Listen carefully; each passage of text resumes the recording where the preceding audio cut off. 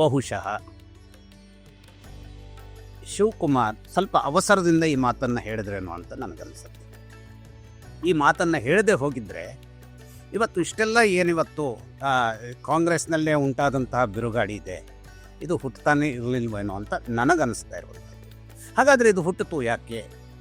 ಈ ಶಿವಕುಮಾರ್ ಅವರ ಜಾತಕವನ್ನೇ ತಗೊಂಡಾಗ ಅವರ ವಾಕ್ಸ್ಥಾನ ಅಂದರೆ ಅವರು ಮಾತನಾಡುವ ಸಂದರ್ಭದ ವಿಚಾರ ಏನಿದೆ, ನಾನು ಸ್ಟಡಿ ಮಾಡಿದಾಗೆ ಸ್ವಲ್ಪ ಅವರ ಮಾತು ಆಡುವಾಗ ಸ್ವಲ್ಪ ಅವಸರವಾಗುತ್ತೇನೋ ಅನ್ನುವಂಥದ್ದು ನನ್ನ ಒಂದು ಭಾವನೆ. ಇದನ್ನು ಬೇರೆ ಜ್ಯೋತಿಷಿಗಳು ಹೇಗೆ ಹೇಳ್ತಾರೆ ನಾನು ಇದನ್ನು ಮಾಡೋದಿಲ್ಲ, ಆದರೆ ಅವಸರ ಮಾಡ್ತಾರೆ.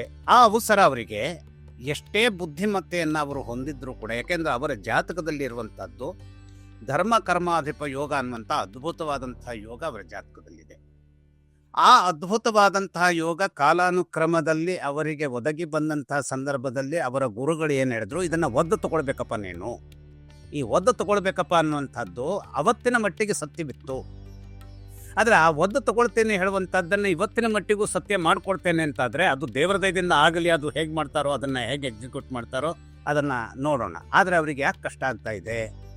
ಆ ಕಷ್ಟ ಯಾಕೆ ಆಗ್ತಾ ಇದೆ? ಆವತ್ತು ಆಗಿಲ್ಲ. ಯಾಕೆ ಅಂದರೆ ಅವರಿಗೆ ಬೇಕಾದಂಥ ಕರ್ಮಾಧಿಪ ಯೋಗದ ಗುರು ಅವತ್ತು ಸಹಕರಿಸ್ತಾ ಇದ್ದ. ಹಾಗಾದರೆ ಇವತ್ತು ಆ ಗುರು ಎಲ್ಲಿ? ಆ ಗುರು ಅವನ ಕಾಲದ ಸಂದರ್ಭ, ಅವನ ವ್ಯಾಪ್ತಿಯ ಸಂದರ್ಭ ಇವತ್ತು ಮುಗಿದಿದೆ. ಇವತ್ತು ಯಾವ ವ್ಯಾಪ್ತಿ?